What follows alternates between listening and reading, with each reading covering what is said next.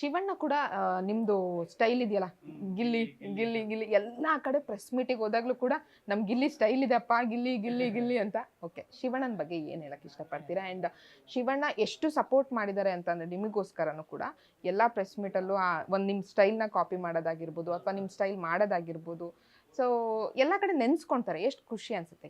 ಅದಕ್ಕಿಂತ ದೊಡ್ಡ ಭಾಗ್ಯ ಏನೈತೆ ಹೇಳಿ?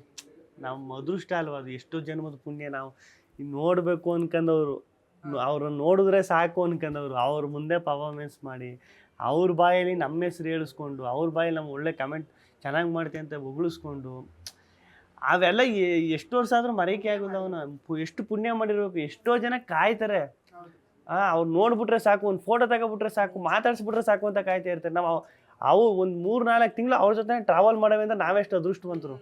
ಅದನ್ನು ಮರೆಯೋಕ್ಕೆ ಆಗಲ್ಲ. ಆಮೇಲೆ ನೋಡಿ, ಅವರು ಎಷ್ಟು ಸರಳ ವ್ಯಕ್ತಿ ಅಂದರೆ, ಅನುಸೂಯಕ್ಕ ಒಂದ್ಸಲ ಫೋನ್ ಮಾಡಿದ್ರು.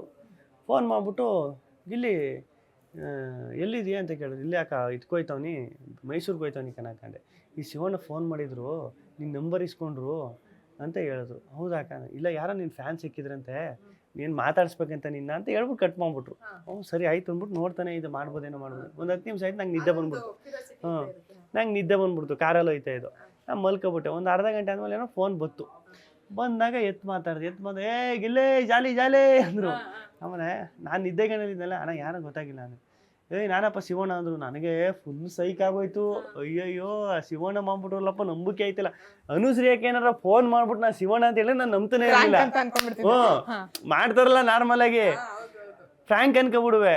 ನಾನು ಗಾಡಿನ ಸೈಡಿಗೆ ನಿಲ್ಲಿಸ್ಬಿಟ್ಟು ನಿಲ್ಲಿಸು ಅಂತ ನಿಲ್ಲಿಸ್ಬಿಟ್ಟು ಆಮೇಲೆ ಮಾತಾಡಿದೆ. ಏನಪ್ಪ ಇಲ್ಲಿ ಸಿರ್ಸಿಗೆ ಬಂದಿದೆ, ಯಾರೋ ನಿನ್ನ ಫ್ಯಾನ್ ಅಂತ ಬಂದ್ಬಿಟ್ಟು ಆ ಗಿಲ್ಲಿ ಅಂತ ನೀನು ಸ್ಟೆಪ್ ಹಾಕ್ಬಿಟ್ಟು ನಾನು ಗಿಲ್ಲಿ ಫ್ಯಾನ್ ಅಣ್ಣ, ಅವ್ರಿಗೆ ಹೇಳ್ಬಿಡಿ ಸಿಕ್ಕಿದ್ರಿ ಅಂತ ನನಗೆ ಬಂದು ಹೇಳ್ತಾ ಇದ್ರು ಅಂತ. ಆಮೇಲೆ ಎಲ್ಲನೂ ಬಂದು ಹೇಳೋರು ಹಂಗೆ. ಪಾಪ ಶಿವಣ್ಣ ಸೆಟ್ಟಲ್ ಕೂಡ ನೀವು ಮೀಟ್ ಮಾಡ್ತಿದ್ರು, ಅಲ್ಲೂ ಕೂಡ ಬಂದು ಹೇಳ್ಬೋದಿತ್ತು. ಬಟ್ ಅಲ್ಲಿ ಫೋನ್ ಮಾಡಿ ಅಷ್ಟು ಹೇಳ್ಬೇಕು ಅನ್ನೋದು, ಅದನ್ನು ಮರೆಯೋಕೆ ಆಗಲ್ಲ. ಅವ್ರ ಋಣ ತೀರ್ಸೋಕೆ ಆಗೋಲ್ಲ ನನಗೆ. ನಿಜವಲ್ಲ, ನೀವು ಹೇಳ್ತಿರಲ್ಲ, ಅಷ್ಟೊಂದು ಇದಾಗೋಕೆ ಅವರೇ ಕಾರಣ, ನಾನು ಇಷ್ಟೊಂದು ರೀಚ್ ಆಗೋಕೆ. ಈ ಕಡೆ ನೋಡ್ತಾ ಇರೋಗ್ಲೂ ಕೂಡ ನಿಮ್ ಪ್ರಾಪರ್ಟಿ ಕಾಮಿಡಿ ಸಿಕ್ಕಾಬಟ್ಟೆ ಎಂಜಾಯ್ ಮಾಡ್ತಿದ್ರು ಶಿವಣ್ಣ. ಆ ಎಕ್ಸ್ಪ್ರೆಷನ್ ಕೊಡೋದಾಗಿರ್ಬೋದು, ಅಥವಾ ಬೇರೆ ಲೆವೆಲ್ ಗಿಲ್ಲಿ ಜಾಲಿ ಜಾಲಿ ಅನ್ನೋದಾಗಿರ್ಬೋದು. ಆಮೇಲೆ ಅವ್ರಿಗೆ ಇಷ್ಟ ಆಗಿಲ್ಲ ಅಂದ್ರೂ ಮಾಡ್ತಾನೆ ಇವನು. ಒಂದು ಯಾವುದೇ ಪರ್ಫಾರ್ಮೆನ್ಸ್ ಆಗಿದ್ರು, ಗಿಲ್ಲಿ ನಾನು ಡ್ಯಾನ್ಸರ್, ಯಾವ್ದಾರ ಒಂದು ಪರ್ಫಾರ್ಮೆನ್ಸಲ್ಲಿ ಔಟ್ ಹೊಡೆದ್ಬಿಟ್ಟಿರ್ತೀನಿ, ಡ್ಯಾನ್ಸ್ ಏನೋ ಇದು ಮಾಡ್ಬಿಡ್ತೀನಿ ಅಂತ. ಅವರು ಹೆಂಗೆ ಸಪೋರ್ಟಾಗಿ ನಿಂತ್ಕೊತಿರೋ ಅಂದರೆ, ಬೈತಿರ್ಲಿಲ್ಲ ಅವರು. ಚೆನ್ನಾಗಿ ಮಾಡ್ತಿಲ್ಲ ಮಾಡು ಅಂತ. ಬೇಜಾರಾಗ್ಬಿಡುತ್ತೆ ಅಂದ್ಬಿಟ್ಟು, ಗಿಲ್ಲಿ ನಾನು ಡ್ಯಾನ್ಸರಾಗಿ ಇಷ್ಟು ಮಾಡ್ತಿರೋದೇ ಗ್ರೇಟು, ನೆಕ್ಸ್ಟ್ ವಾರ ನೋಡ್ರಿ ಇನ್ನೂ ಚೆನ್ನಾಗಿ ಮಾಡ್ತಾರೆ ಅಂತ ಒಂಥರ ಎನರ್ಜಿ ಕೊಟ್ಬಿಟ್ರು, ಹುಮ್ಮಸ್ ಕೊಟ್ಬಿಟ್ರು, ಮಾಡಬೇಕು ಅನ್ನೋ ಥರ. ಮರೆಯೋಕ್ಕಾಗಲ್ಲ ಬಿಡಿ ಅವರು. ಈಗ ಇನ್ನೊಂದು ವಿಷಯ ಅಂತಂದರೆ, ಶಿವಣ್ಣಂಗೆ ಹುಷಾರಿಲ್ಲ, ಅವ್ರು ಅಮೇರಿಕಕ್ಕೆ ಹೋಗಿದ್ದಾರೆ. ಸೊ ಶಿವಣ್ಣನ ಬಗ್ಗೆ ಏನು ಹೇಳ್ತೀವಿ? ಅದೇ ಹುಷಾರಾಯ್ತಾರೆ, ನನಗೆ ನಂಬಿಕೆ ಐತೆ ಅದು ಹುಷಾರಾಗಿ ಆಗಲೇಬೇಕು, ಹಾಗೆ ಆಯ್ತಾರೆ. ಹಾಗೆ ಫಿನಾಲೆಲ್ಲೂ ಕೂಡ ತುಂಬ ಎಮೋಷ್ನಲ್ ಆದರು ಶಿವಣ್ಣ ಆ್ಯಂಡ್ ಗೀತಕ್ಕ. ಅವಾಗ ಒಂಥರ ಎಲ್ಲರಿಗೂ ಒಂಥರ ಕರಳು ಕಿವಿಸ್ದಂಗೆ ಅನಿಸ್ಬಿಡ್ತು. ನೀವು ಅಲ್ಲಿದ್ದು ನಿಮಗೆ ಎಷ್ಟು ಬೇಜಾರಾಯಿತು ಅಥವಾ ಏನು ಅನಿಸ್ತು ನಿಮಗೆ? ನನಗೆ ಒಂದು 10 ನಿಮಿಷ ನಾನೇ ಸುಮ್ಮನೆ ಆಗ್ಬಿಟ್ಟೆ. ಏನೋ ಯಾರು ಬಂದು ಮಾತಾಡ್ತಿರ್ಲಿಲ್ಲ. ಅಯ್ಯೋ, ಇಂಥ ವ್ಯಕ್ತಿ ಪಾಪ ಅಳ್ತವ್ರಲ್ಲ, ಇವ್ರು ಕಣ್ಣೀರಾಗ್ತವ್ರು, ಅದನ್ನು ನಾವು ನೋಡ್ತಾ ಇದೀವಲ್ಲ ಅನ್ನೋದೇ ಒಂದು ದೊಡ್ಡ ಬೇಜಾರು. ಅವ್ರು ಯಾವಾಗಲೂ ನಗಾಡ್ಕೊಂಡು ಜಾಲಿ, ಅವ್ರಿಗೆ ಗೊತ್ತಲ್ಲ ಅವ್ರ ಎನರ್ಜಿ ಇದರಲ್ಲಿ ಹೆಂಗಿರ್ತದಂತ.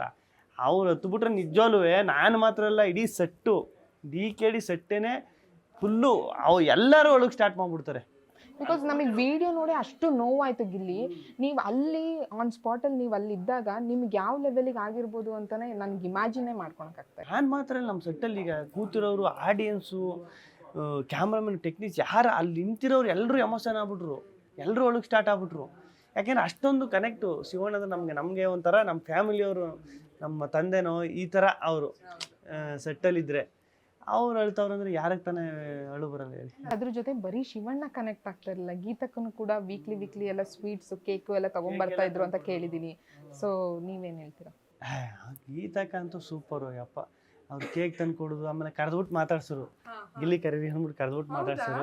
ಆಮೇಲೆ ಫಿನಾಲಲ್ಲಿ ಅಲ್ಲೇ ಅವರು ಬಂದಿರಲ್ಲ ಗೀತಕ್ಕ, ನಾನು ಗಿಲ್ಲಿ ನಿನ್ನ ಸಪೋರ್ಟ್ಗೆ ತಲೆ ಕೆಡಿಸ್ಕೊಬಿಡ ಅಂತೆಲ್ಲ ಹೇಳೋರು ಫಿನಾಲಲ್ಲೆಲ್ಲ.